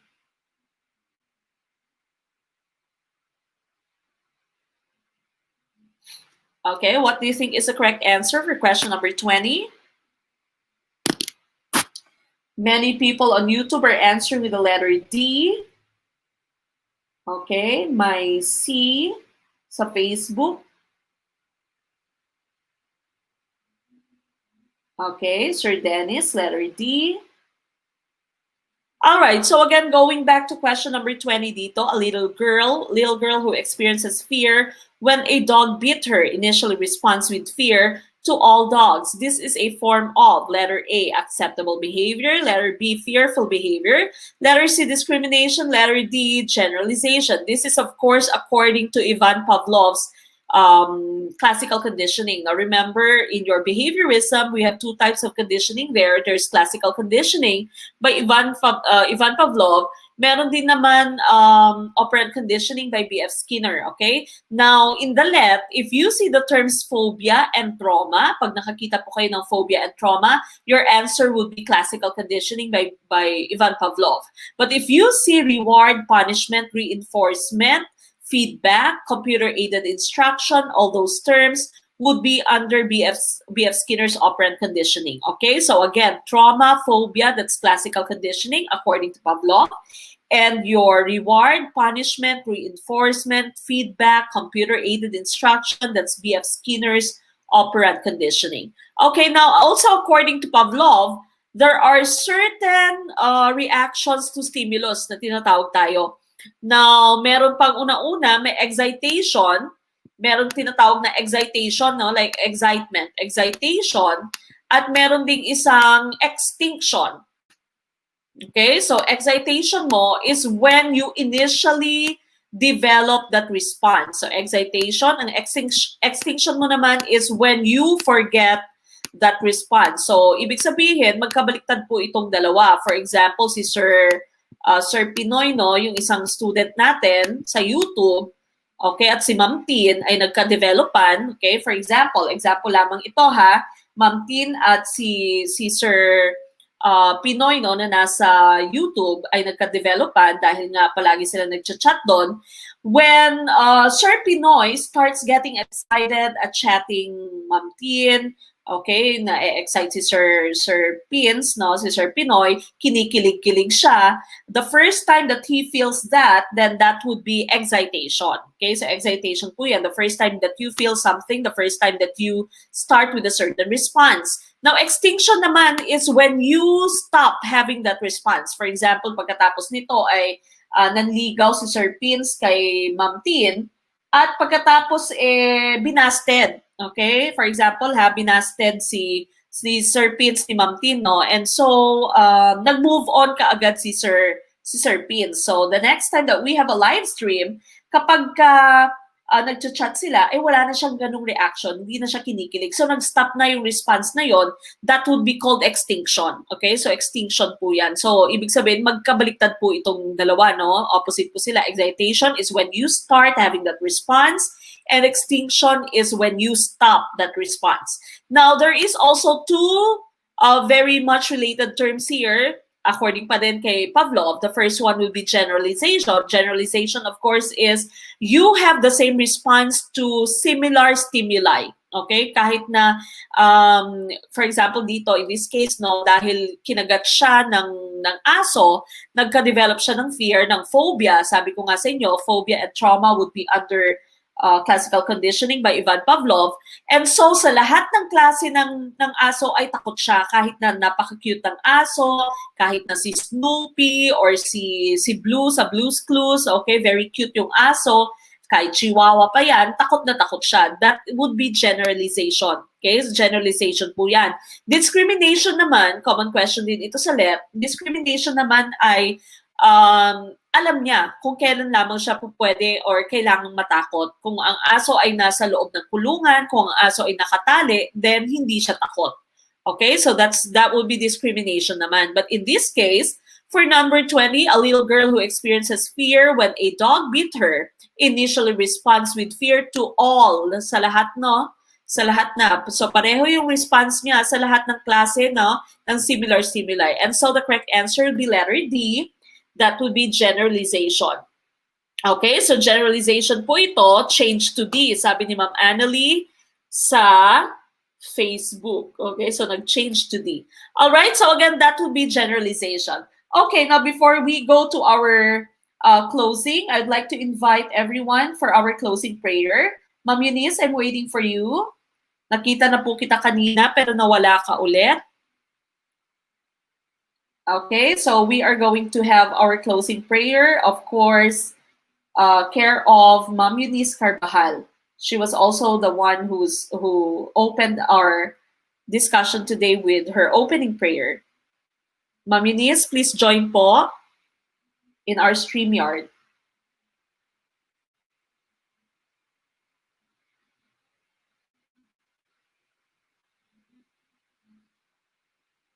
Okay, yan na yung complete name ni Sir Pinoy, oh. Sir Roland Dalumbar, LPT.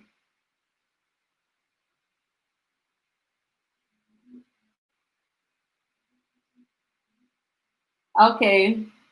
Again, we're just waiting for Ma'am Eunice for our closing prayer so that we can have a good night. And of course, Sir Efren, Pastor Efren is going to lead our closing and opening prayers by Saturday. Okay, so next weekend, we are all going to see each other next weekend. Nasaan na si Ma'am Eunice? Nawala na siya.